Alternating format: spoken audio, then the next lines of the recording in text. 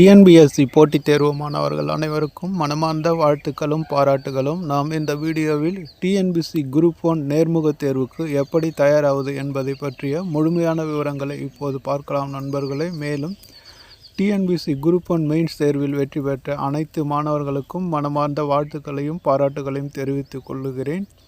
அதாவது தற்போது நடைபெற உள்ள டிஎன்பிஎஸ்சி குரூப் 1 நேர்முகத் தேர்வுக்கு எப்படி தயாராக வேண்டும், கேள்விகள் எப்படி கேட்பார்கள் என்பதை பற்றிய ஒரு பொதுவான விவரங்களை இப்போது பார்க்கலாம் நண்பர்களே. அதாவது டிஎன்பிஎஸ்சி நேர்முகத் தேர்வை பொறுத்தவரை, அதாவது குரூப் 1 நேர்முகத் தேர்வை பொறுத்தவரை உங்களுடைய பதிவு விவரங்களிலிருந்து தான் கேள்விகள் ஆரம்பிக்கும் நண்பர்களே. அதாவது தெளிவாக சொல்ல வேண்டுமானால், நீங்கள் குரூப் 1 தேர்வுக்கு முதலில் அப்ளை செய்யும்போது, அதாவது பிலிமினரி தேர்வுக்கு அப்ளை பண்ணும்போது என்னென்ன விவரங்கள் கொடுத்தீர்களோ அந்த விவரங்களில் இருந்து தான் நண்பர்களே உங்களுக்கு கேள்விகள் ஆரம்பிக்கும். ஏனென்றால் நீங்கள் அப்போது பதிவு செய்த விவரங்களினுடைய ஜெராக்ஸை அவர்கள் வைத்திருப்பார்கள். அதாவது நேர்முக குழுவில் உள்ளவர்கள் உங்களுடைய பதிவு விவரங்களை வைத்திருப்பார்கள். அதன் அடிப்படையில் தான் உங்களுக்கு கேள்வியானது தொடங்கும் நண்பர்களே. எனவே நீங்கள் குரூப் 1 முதல்நிலை தேர்வுக்கு, அதாவது பிலிமினரி தேர்வுக்கு அப்ளை செய்த விவரங்களை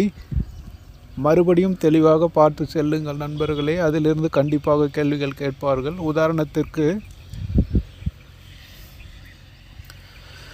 நீங்கள் எந்த மாவட்டத்தை சேர்ந்தவர்கள் என்று குறிப்பிட்டு இருப்பீர்கள் நண்பர்களே. அந்த மாவட்டத்தினுடைய வரலாற்று சிறப்புமிக்க சில சம்பவங்களை பற்றி கேட்பார்கள். அதாவது புகழ்பெற்ற சுற்றுலா தலங்கள் அல்லது புகழ்பெற்ற கோயில்கள், இவற்றை பற்றி எல்லாம் கேள்விகள் கேட்பார்கள் நண்பர்களே. உதாரணமாக, நீங்கள்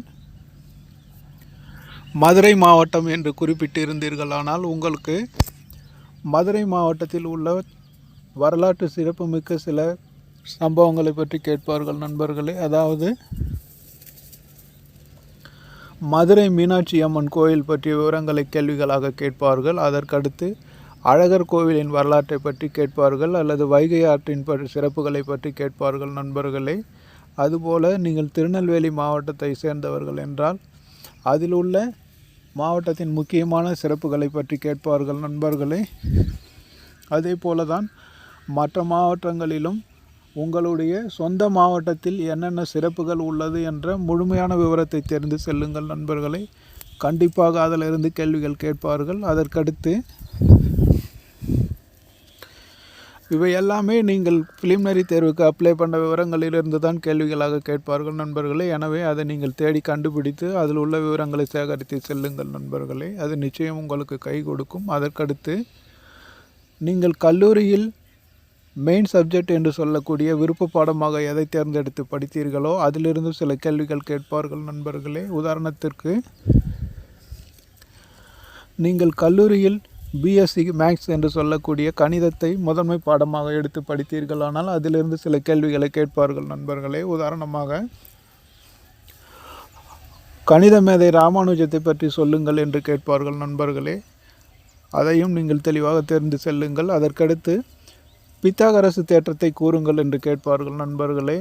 எனவே நீங்கள் உங்களுடைய விருப்ப பாடத்தில் முக்கியமான தகவல்களை கண்டிப்பாக தெரிந்து செல்லுங்கள். ஒரு சில கேள்விகள் அதிலிருந்து கேட்டு விடுவார்கள் நண்பர்களே. அதற்கடுத்து சமீப காலமாக, அதாவது நேர்முகத் தேர்வுக்கு முன்பாக ஒரு சில மாதங்களில் நடந்த முக்கியமான சம்பவங்களை பற்றி கேள்விகள் கேட்பார்கள் நண்பர்களே. உதாரணமாக, தற்போது தமிழ்நாட்டில் பட்ஜெட் தாக்கல் செய்யப்பட்டு இருக்கிறது நண்பர்களே. அதை முழுமையாக தெளிவாக தெரிந்து செல்லுங்கள். அதிலிருந்து நிச்சயமாக கேள்விகள் கேட்பார்கள். ஏனென்றால் தற்போது தான் பட்ஜெட் தாக்கல் செய்யப்பட்டு இருக்கிறது. உங்களுக்கு ஏப்ரல் 7ஆம் தேதி நேர்முகத் தேர்வு தொடங்குகிறது நண்பர்களே. எனவே தமிழக பட்ஜெட்டிலிருந்து கண்டிப்பாக நேர்முகத் தேர்வில் கேள்விகள் கேட்பார்கள். அதாவது தமிழக பட்ஜெட்டில் அறிவிக்கப்பட்டுள்ள முக்கியமான திட்டங்கள் மற்றும் கொள்கை விளக்கங்களை பற்றி கேள்விகளாக கேட்பார்கள் நண்பர்களே. எனவே பட்ஜெட்டை தெளிவாக தெரிந்து செல்லுங்கள். அதுபோக பொருளாதார ஆய்வறிக்கையிலிருந்தும் விவரங்களை சேகரித்து செல்லுங்கள் நண்பர்களே. அதிலிருந்தும் கேள்விகள் வர வாய்ப்புள்ளது. அதற்கடுத்து வேளாண்மை பட்ஜெட்டும் சமீபத்தில் தாக்கல் ஆகியிருக்கிறது. அதை பற்றியும் தெரிந்து செல்லுங்கள். அதுபோக அடுத்து நேர்முகத் தேர்வுக்கு செல்லும் நாளன்று அதற்கு முந்தைய நாள் 2 நாளில் உள்ள செய்திகளை தெளிவாக தெரிந்து செல்லுங்கள் நண்பர்களே. அதாவது கட்டாயமாக நீங்கள் அந்த 2 நாளும் செய்தித்தாளை வாங்கி ஒரு வரி விடாமல் படித்து செல்ல வேண்டும் நண்பர்களே. ஏனென்றால் அந்த 2 நாட்களில் நடந்த நிச்சயமான சில கேள்விகளை கேட்பார்கள். ஏனென்றால் நேர்முகத் தேர்வில் உள்ளவர்கள் அதை கண்டிப்பாக ஞாபகம் வைத்திருப்பார்கள் நண்பர்களே. 2 நாட்களில் நடந்த சம்பவங்களை அவர்களும் படித்திருப்பார்கள். அதிலிருந்து கேள்விகள் கேட்பார்கள். எனவே நீங்கள் நேர்முகத் தேர்வுக்கு செல்லும் நாளன்று காலையிலேயே நியூஸ் பேப்பரை வாங்கி, உங்களுக்கு புரியக்கூடிய எந்த ஒரு நியூஸ் பேப்பராக இருந்தாலும் சரி, அதை வாங்கி முழுமையாக படித்து செல்லுங்கள். அதிலிருந்து கேள்விகள் கேட்பார்கள் நண்பர்களே. அதற்கடுத்து நீங்கள் ஏன் இந்த குரூப் 1 பதவியை தேர்ந்தெடுக்கிறீர்கள், ஏன் விரும்புகிறீர்கள் என்று கேட்பார்கள் நண்பர்களே. உதாரணமாக குரூப் 1இல் நிறைய பதவிகள் இருக்கிறது, நீங்கள் ஏன் டெபுட்டி கலெக்டராக விரும்புகிறீர்கள் என கேட்பார்கள் நண்பர்களே. அதற்கும் தயாராக செல்லுங்கள். அதற்கடுத்து நீங்கள் நல்ல மதிப்பெண் எடுத்தீர்கள், டெபுட்டி கலெக்டராக தேர்ந்தெடுக்கலாமே, ஏன் நீங்கள் டிஎஸ்பியை தேர்ந்தெடுக்கிறீர்கள் என்று கேட்பார்கள்.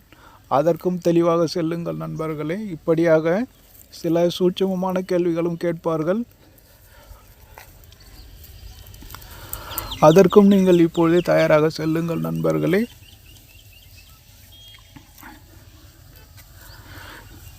இவையே பெரும்பாலும் போதும் என்று தான் நினைக்கிறேன் நண்பர்களே. நான் சொன்ன விவரங்களை முழுமையாக தெரிந்து செல்லுங்கள். நீங்கள் நிச்சயமாக ஒரு நல்ல மதிப்பெண்களை பெற முடியும் நண்பர்களே.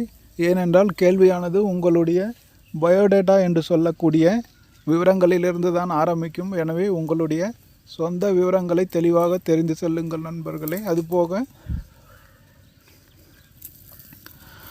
உங்களுடைய மாவட்டத்தின் சிறப்புகளை தெரிந்து செல்லுங்கள். அதற்கடுத்து உங்களுடைய முதன்மை பாடத்தை பற்றிய சில முக்கியமான கொள்கைகளை தெரிந்து செல்லுங்கள். அதுபோக சமீபத்தில் நடந்த முக்கியமான நிகழ்வுகள், அதாவது பட்ஜெட் போன்ற நிகழ்வுகளை தெரிந்து செல்லுங்கள். அதற்கடுத்து அன்றைய தினம், அதாவது நேர்முகத் தேர்வுக்கு செல்லக்கூடிய தினத்தில் உள்ள நியூஸ் பேப்பரை நிச்சயமாக முழுமையாக படித்து செல்லுங்கள் நண்பர்களே. இன்னொரு ஆறுதலான விஷயம், நீங்கள் நேர்முகத் தேர்வில் அட்டன் செய்தாலே ஓரளவு மதிப்பெண் வழங்கிவிடுவார்கள் நண்பர்களே. நீங்கள் நேர்முகத் தேர்வை பற்றி பதட்டப்பட தேவையில்லை. ஏனென்றால்